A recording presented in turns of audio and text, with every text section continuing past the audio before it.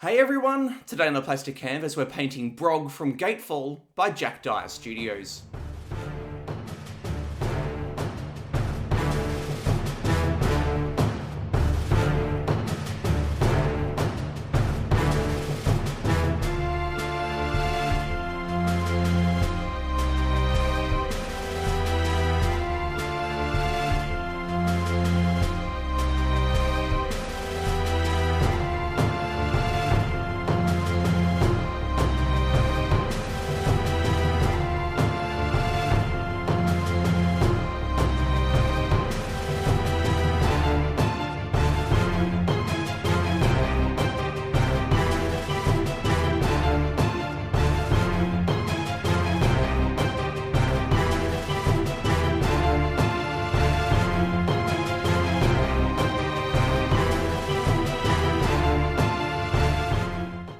Hey everyone, Matt here from the Plastic Canvas and welcome to the first episode in this Gatefall painting series, and we are kicking it off by painting Brog. He is one of the characters in the fantasy themed team in this skirmish game from Jack Dyer Studios.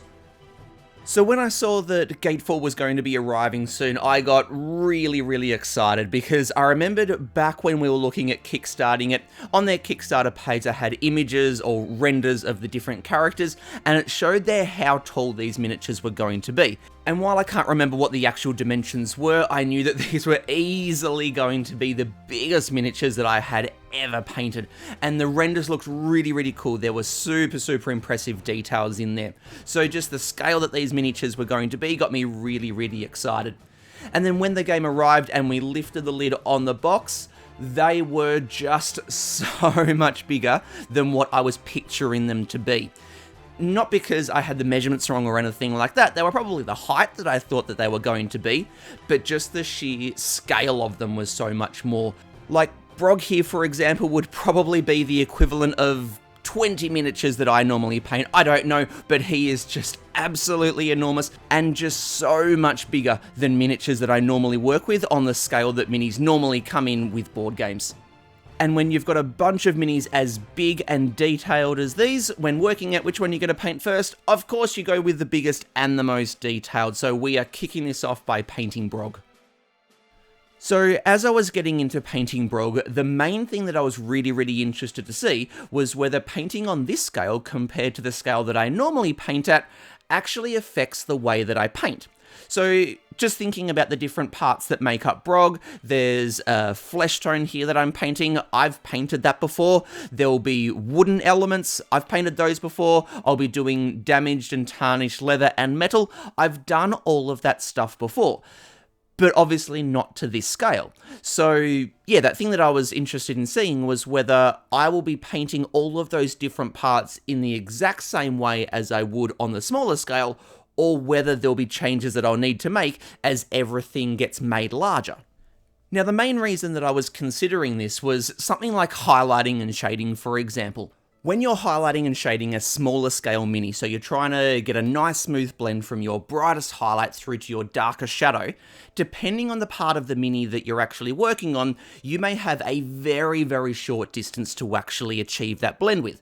Let's say you're doing the highlighting and shading on a character's arm. So you're going from a very bright color on the upper facing part of their arm to a very dark shadow on the under facing part. That may be a distance of just a couple of millimeters.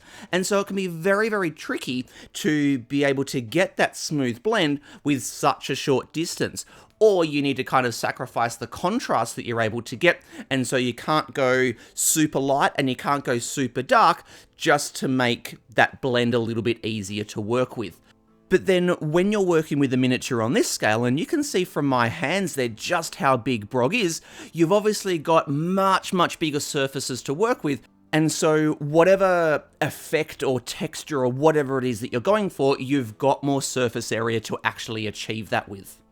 So now that I've finished painting Brog and I'm able to look back at all of the different parts that I painted, the two real main things that I noticed was that, in general, The highlighting and shading was much easier at this scale because, like I mentioned earlier, there were much bigger surface areas to work with, which meant that I had a much larger distance between where I wanted the brightest highlight to be and where I wanted the darkest shadow to be. So that meant that I was able to go much brighter and much darker than usual, and that those blends, getting those nice smooth blends between one color and another was just so much easier because I had a lot more distance to actually work with than what I do with minis of the scale that I normally paint.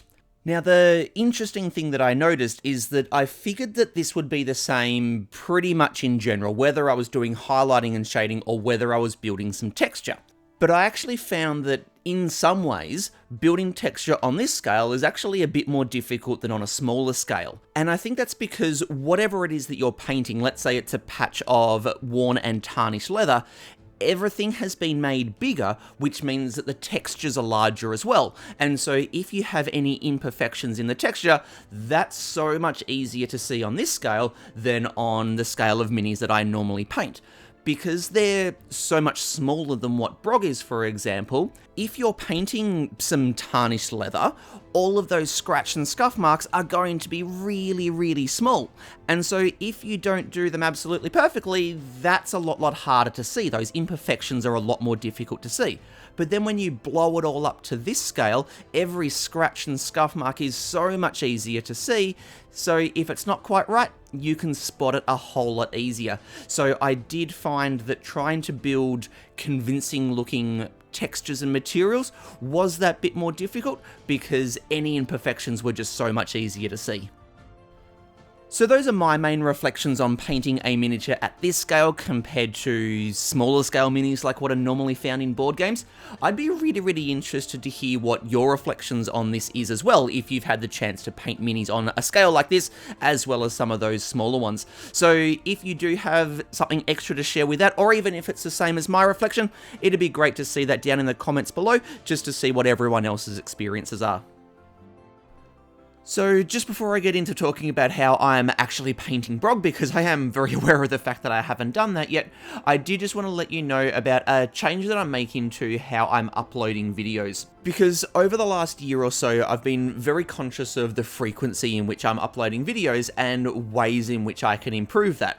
And by frequency, I don't just mean whether it's a video a week or one video every 2 weeks or one a month. Also the regularity and consistency in which I'm uploading, because sometimes I may post a video one week and then there'll be another the next week, but then it'll be 3 weeks until the next, and then 2 weeks until the video after that, and then maybe a month until the video after that. And so I've just been trying to find a way to post more videos more consistently without lowering the quality of the content, just to try and rush them out more frequently. So what I've tried over the last 6 or so weeks is a new format where I start by releasing a video like this one, where I paint a mini from start to end, so that you can see every step and every technique that's used, but each step is condensed just to keep the length of the video down. And so that video a few weeks ago was how I painted all of the buildings from Joan of Arc. And then each week after that, I put up a shorter video, but one that went more in depth into a specific technique or effect. So one week there was a video specifically on how to create a stone or brick wall. Then another week, a video specifically on how to create slate or thatched roofing. And I found that this format has worked really well because I don't need to film new footage to be able to create new videos, and so I'm able to upload more frequently and consistently. And so I'm going to keep doing that here with Brog. So this video is the one that shows how I painted him from start to end, and even though this is a 50-odd minute video, each of the steps have been condensed. And then over the next few weeks, videos will keep coming out focusing on some of these specific steps. So there'll be one that'll go more in-depth into how I'm creating this monster flesh tone, there'll be one focused on creating damaged and tarnished armor, one on highlighting and shading red, how to paint green goo or slime, and then also how to create a really effective outdoor base. And I'm just hoping that this will be a really useful format, because you'll have a video like this one that shows how the mini is painted from start to end and how all of these techniques work together, and then videos that follow on from that that really go in depth into each of these different techniques, which allows me to, somewhat at least, keep the time of this video down a little bit. So in this video, I'll just leave you alone a bit to hopefully enjoy watching me paint Brog, and then I'll just come and go when I have things to talk about in general about painting Brog, and I'll leave the specifics for those videos that will come out in the next couple of weeks focusing on the different specific techniques.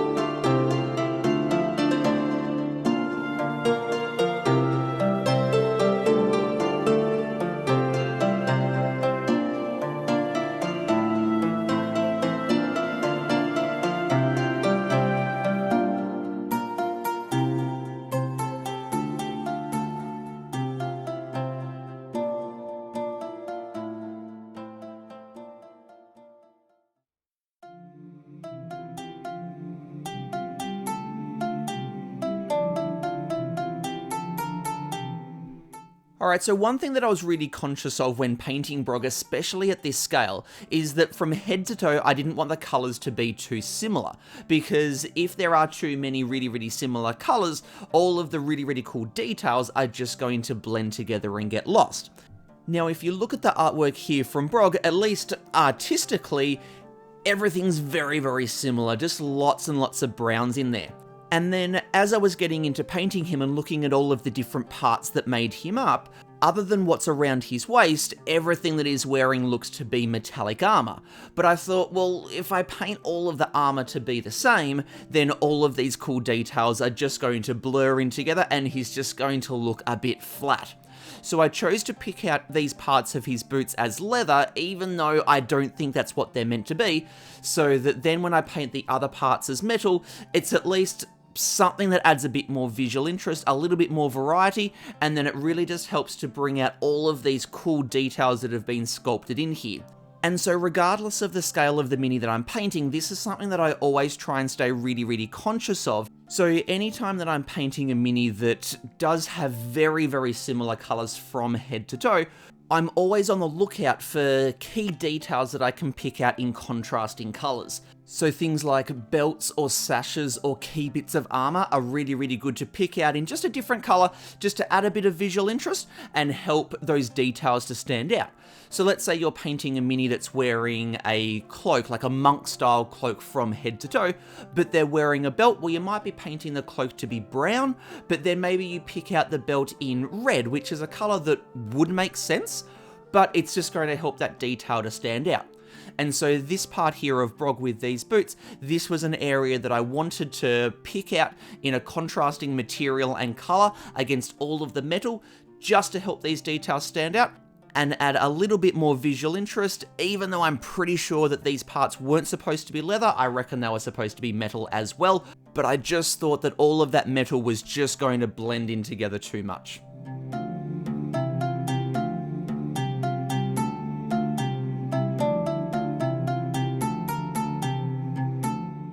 So one thing that I talked about earlier in the video was the differences that I found between painting a miniature at this scale compared to the smaller scale minis that I'm more familiar with painting. And that while I found blending from one colour to another was easier because I had just more surface area to work with, I did in some ways find creating textures to be more difficult because everything being on a larger scale, any little imperfections are much easier to see. And the aged and worn leather boots that I'm creating here is one of those places. So I've done this technique before, laying down all the lines and dots to create scratch and scuff marks and then putting different coloured washes over the top and then just repeating that layer by layer to make it look as though these scratch and scuff marks have occurred over time. But all of that has been on smaller scale minis so far, and I found that to be pretty easy to do because when you're working on a smaller scale and smaller areas, you're more just sort of indicating, I guess, what the material is and what the condition is that it's in. So with all of these lines and dots, they don't need to be quite so perfect because rather than trying to replicate individual scratches or scuffs, you are just more indicating what sort of a material it is. But then when you then boost it up to this scale, it's no longer just an indication of what the material is and what condition it's in. You are actually individually painting in each of those scratches and scuff marks. And so I found that I did just need to be that bit more precise, I suppose, in actually replicating the look that I was going for. So one thing that I did learn with that technique fairly early on is that the very first layer of the scratch and scuff marks needs to pretty much cover the entire surface area of the leather, because the idea with that technique is that after you put those lines and dots down for the scratch and scuff marks, you then put different coloured washes over the top just to dull them down a little bit, and then do another layer of the scratch and scuff marks, and then another layer of the washes, and just keep repeating that. But every layer of those scratch and scuff marks should get smaller and smaller so that the final layer just looks like the freshest, most recent scratch and scuff marks. So in order for the very first layer of those lines and dots that you do to still be showing through, you need to cover a lot of area with that so that you are able to gradually go less and less and less layer by layer, but still show some of that first layer through. And so I still did that when painting that aged leather here on Brog, but what I found is that by covering such a large area with all of those lines and dots, it just kind of looked too much. Like it was just too many scratches and scuff marks. So the way that it worked on the smaller scale minis didn't necessarily work when it was blown up to this scale because, like I said before, we're not just going for an indication, we're actually more accurately painting in each of those individual scratches. So after that first layer went down and then I put the washes over the top and it dulled it down, I then just stayed a bit conscious for the layers after that of just not overdoing it. So with the second layer of the lines and dots that I did very, very quickly reduce the amount of surface area that I covered with them. And the same thing with the final layer where no washes ended up going over the top of them so that I didn't end up covering too much of it with those really obvious scratch and scuff marks. Because even though with Brog here, I want him to look as though he has been through quite a few battles, if I painted it in the exact same way that I did with a smaller scale mini, it just looked like way too much. So I really, really did need to dial that down. I imagine it would probably be the same thing with something like blood. So on a smaller scale mini, you might be able to throw a good amount of blood around on weapons and then on their body and things like that. Because when you're painting a smaller scale mini, any blood that you put down is covering a smaller amount of area than what you would put down on a larger scale mini. And so even if you kind of overdo it in terms of the scale, it still looks okay because in the grand scheme of things, it's not actually much blood that you have physically put down. But then on a bigger mini like this, if you covered the same, let's say, percentage of the mini in blood, it would just look like way too much because physically you have put down so much blood. And so that's a real thing that stood out to me when moving up to a scale of this size, is that you do need to dial things down, particularly with textures and things like that, just so that they don't look too over the top, I guess.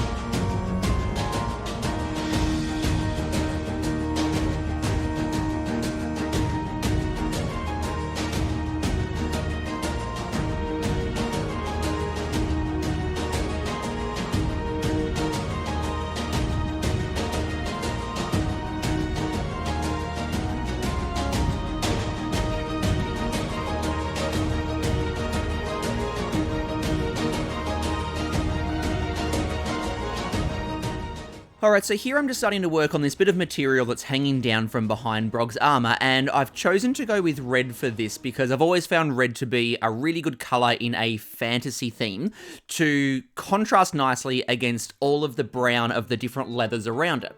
Now, one of the videos that will come out in the next couple of weeks is how I go about highlighting and shading red because it can be a difficult color to work with.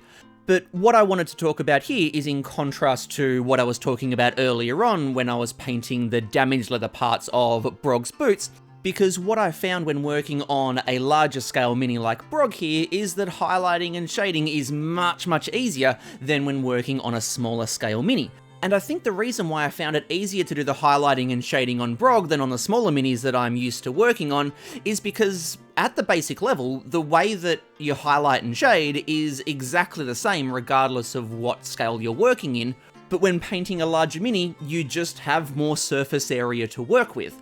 So the basic way that I highlight and shade is to lay down a base coat color first, just a mid-tone color, and then I start to work in the shadows by layering up darker colors into the recesses, and then just feathering out the edges so that as the edges become thinner and thinner, it allows more of the coat underneath, or the color underneath, to show through, so that you get nice smooth blends. And then I do the exact same thing when highlighting.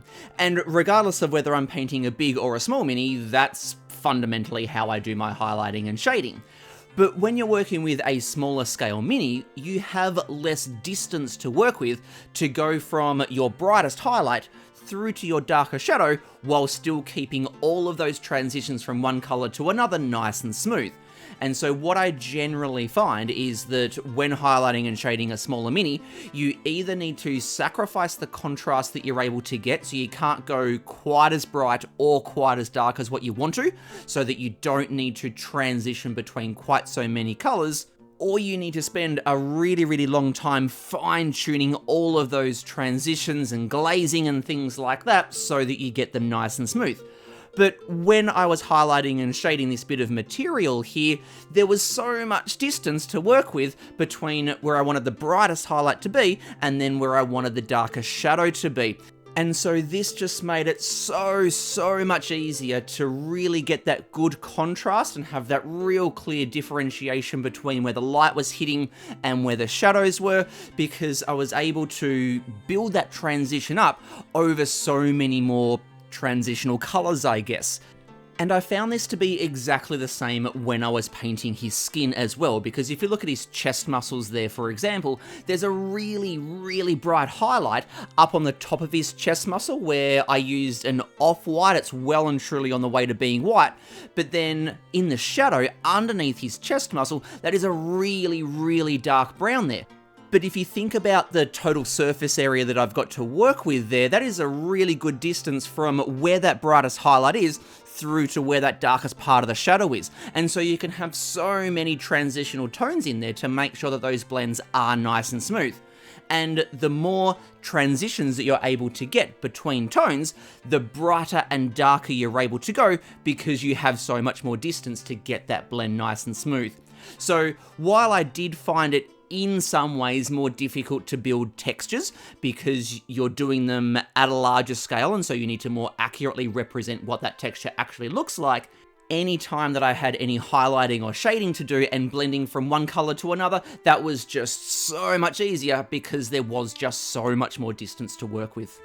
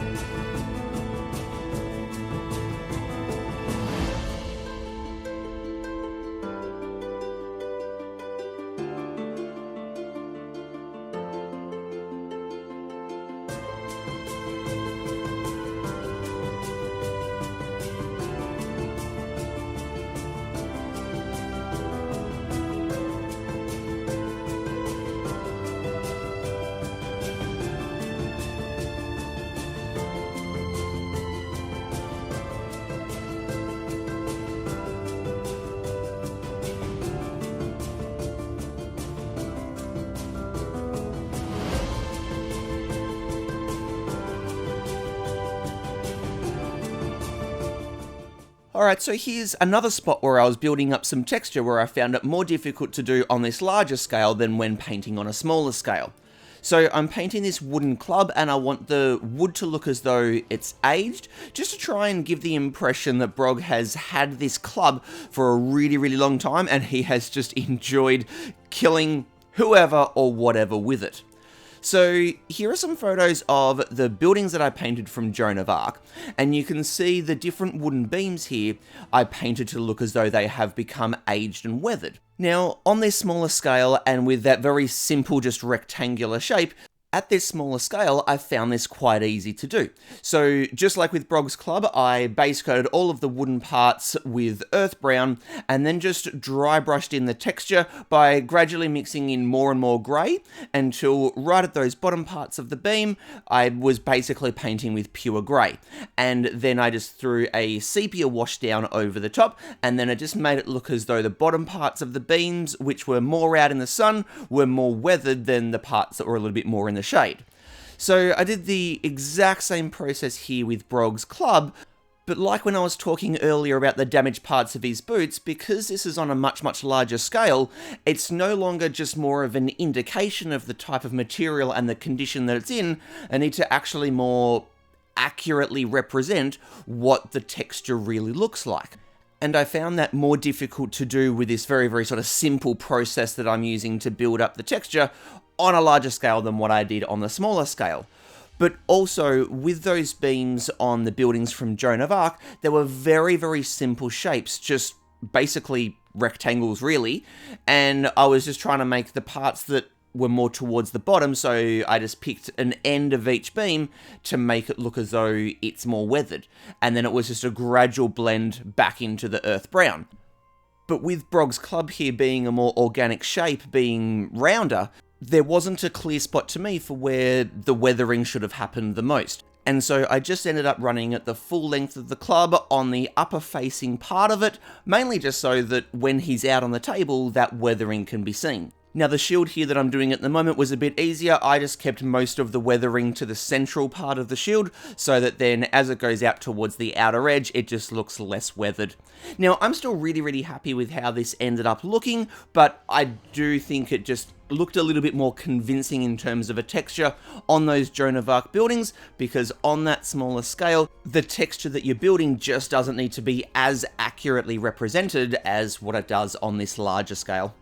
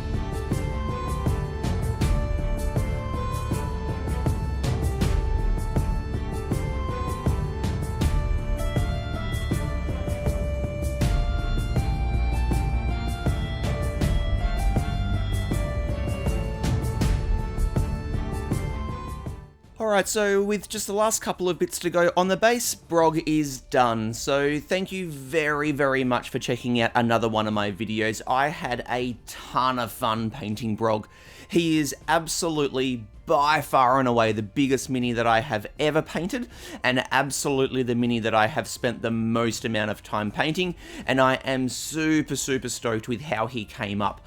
Out on the table, he looks so menacing. Just really happy with how all the different colors and textures work together, just to make him feel really imposing. Like I talked throughout the video, there were definitely parts on him that I found to be more challenging, working on a larger scale than on the usual smaller scale that I'm used to. But that's all just part of painting different things, and so there are definitely things that I've learnt from painting Brog here that I'll be able to use when I paint the rest of the minis in this game, and I am really looking forward to doing that.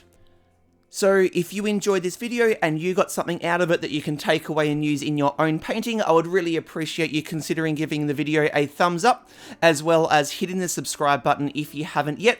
Over the next few weeks, there'll be videos coming out that focus on the specific techniques and textures that I built up on Brog, so if you'd be interested in checking them out, keep an eye out for them. But that's going to do us for today, so until next time, this is Matt from the Plastic Canvas, signing out. Happy painting, everyone. Cheers.